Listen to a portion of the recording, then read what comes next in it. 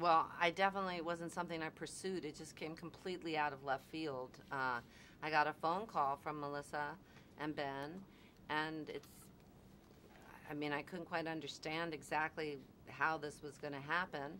And then, but I was certainly interested because Melissa's just a genius of physical comedy, and I thought it was amazing that they thought of me, and other people that they were talking about were great, fun people.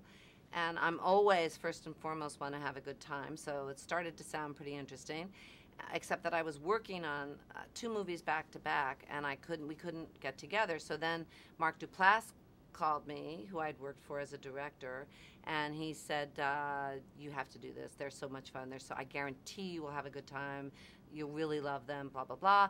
Then they sent me the script, and it was outrageous. And then we started texting pictures of women, older women, or women with gray hair, and because I thought if they're going to make me, she's really not that much older than I am. She's like 3 years older than I am.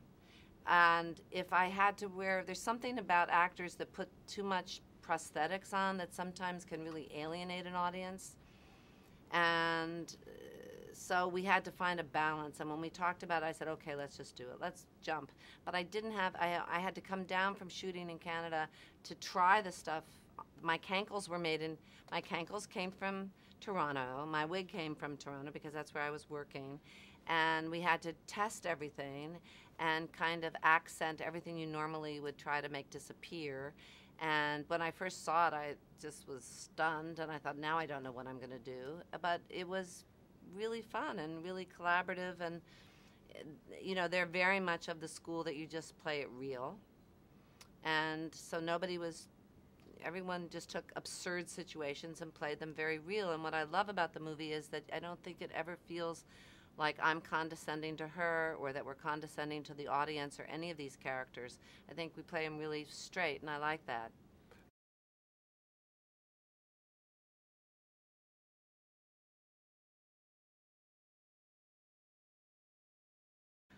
Pearl has very large appetites. That's the good news and the bad news. She's, you know,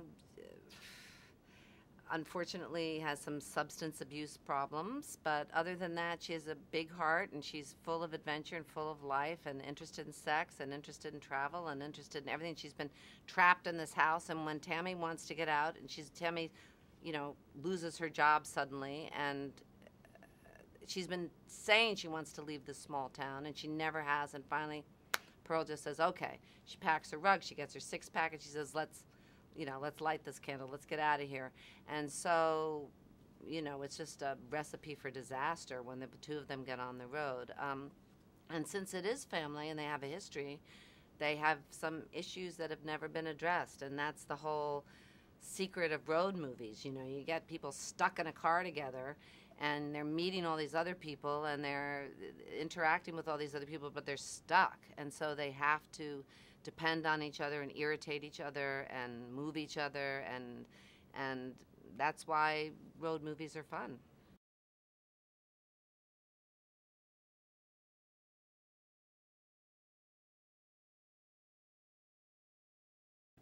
Smart, brave as hell, so sweet. I mean, I think that comes out in the movie. She can do anything, and somehow you forgive her because she is such a good person, such a sweet person, wonderful mom. They, as a team, the two of them were very collaborative. I never sensed any problems. I mean, they'd been working together for a long time already, so this wasn't something new. But I mean, it's not guaranteed that people that are, that are couples necessarily can work smoothly together, but they did. I think later on I did Mike and Molly, her show, twice, and the second one she directed. And if you look at it, I mean, it's a really funny show. I play an alcoholic again, of course.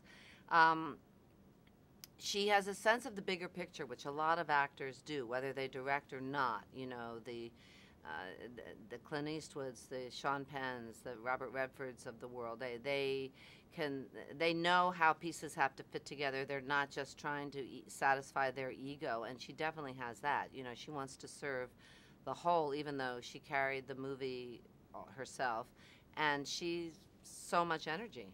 I mean, just amazing physically what she had to do, and at the same time would go to the monitor and would notice things and make suggestions, and we all would go to the monitor and make suggestions. But I'm sure she'll be directing more in the future.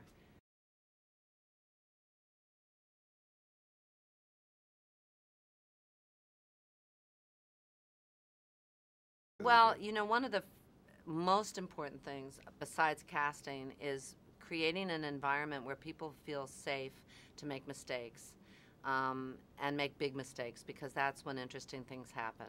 And he definitely did that, and he made you feel so appreciated and that you wanted to please him, and that's another important thing. There's nothing worse than being in a movie where the director's mean to you and you feel like a prostitute because you have to give him your best and you hate him. And so it's great when you really respect your director and you love your director. And I think his aesthetic is really good. I think his sense of comedy is not cliched, and judging from his performance in the film, he's not afraid to get a little edgy, which I think is really important. And you couldn't meet a nicer guy. I mean, he's such a sweetheart.